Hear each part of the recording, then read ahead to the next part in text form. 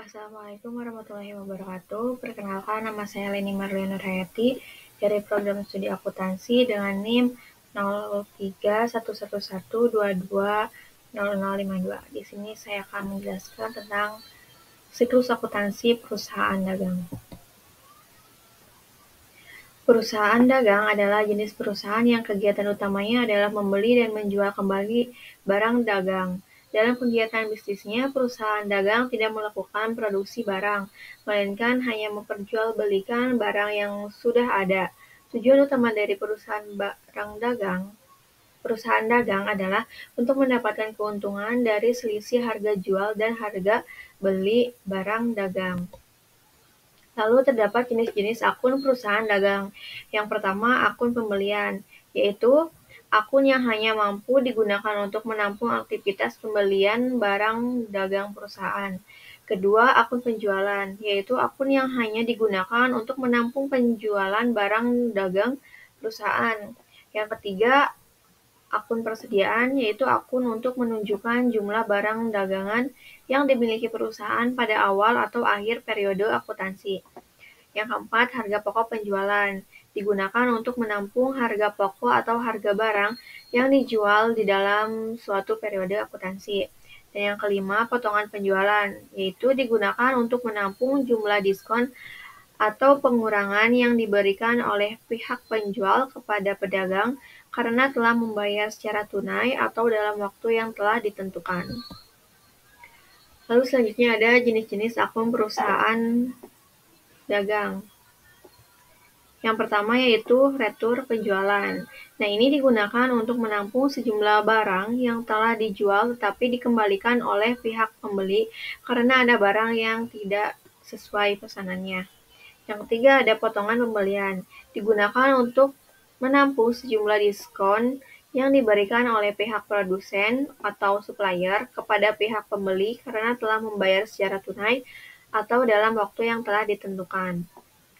Yang ketiga ada beban pemasaran. Digunakan untuk menampung keseluruhan beban yang dikeluarkan perusahaan untuk menjual dan mendistribusikan barang dagangannya hingga sampai ke tangan konsumen. Lalu ada tahap siklus akuntansi. Yang pertama itu ada jurnal umum. Tahap pertama dalam siklus akuntansi dan digunakan untuk mencatat semua transaksi bisnis dan peristiwa dalam sistem akuntansi sebuah perusahaan dagang. Misalnya, ketika perusahaan membelanjakan kas untuk membeli kendaraan baru, akun kas berkurang atau dikreditkan dan akun kendaraan bertambah atau didebitkan. Jadi di dalam jurnal umum perusahaan dagang ini terdapat akun penjualan dan pembelian, beda dengan perusahaan jasa. Selanjutnya, setelah membuat jurnal umum, kita membuat buku besar. Nah, tujuannya untuk mencatat perubahan dalam persamaan akuntansi yang disebabkan oleh peristiwa bisnis. Akun buku besar membantu mengkategorikan perusahaan perubahan atau debit kredit ke dalam akun tertentu, sehingga manajemen dapat memiliki informasi yang berguna untuk tujuan penganggaran dan kinerja keuangan. Jadi kalau misalkan contohnya itu dalam buku besar, kalau akun kas dimasukin kas semuanya, dan selanjutnya. Lalu yang ketiga, ada neraca saldo. Neraca saldo adalah entry jurnal diposting ke buku besar.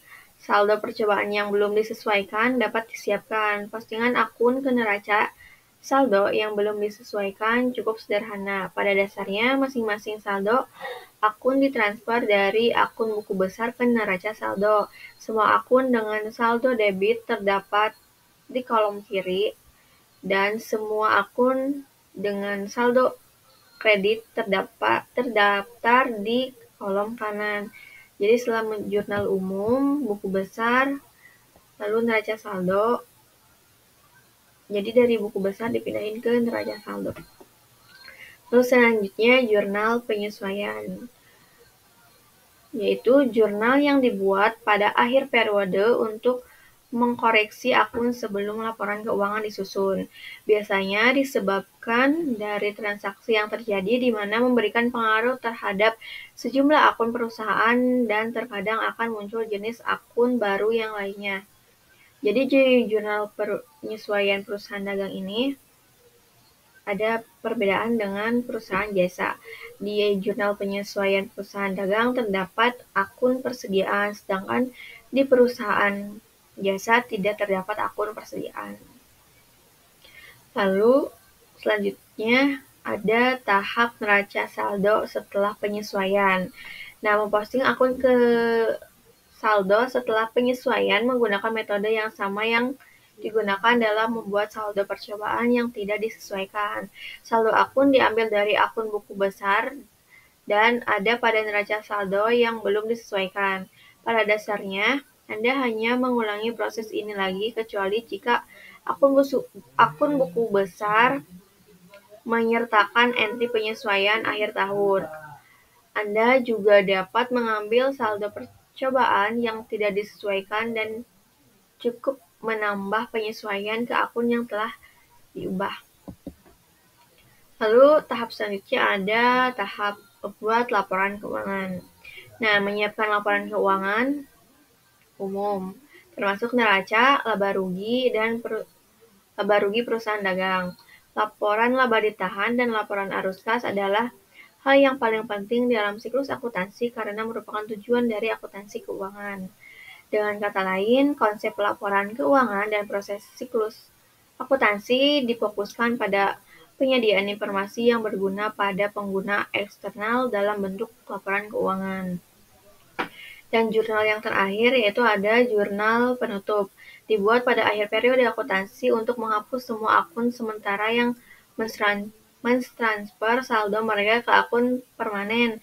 Dengan kata lain, fungsi jurnal penutup adalah melakukan penutupan akun sementara atau diatur ulang pada akhir tahun. Ini biasa disebut dengan menutup buku yang juga terjadi pada perusahaan dagang.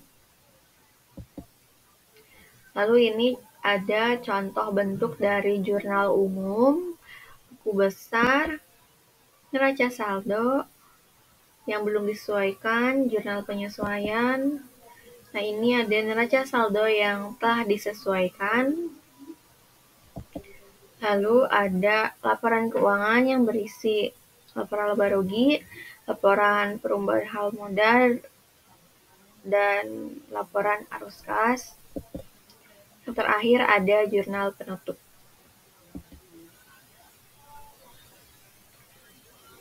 Sekian, mohon maaf bila ada kesalahan. Wassalamualaikum warahmatullahi wabarakatuh.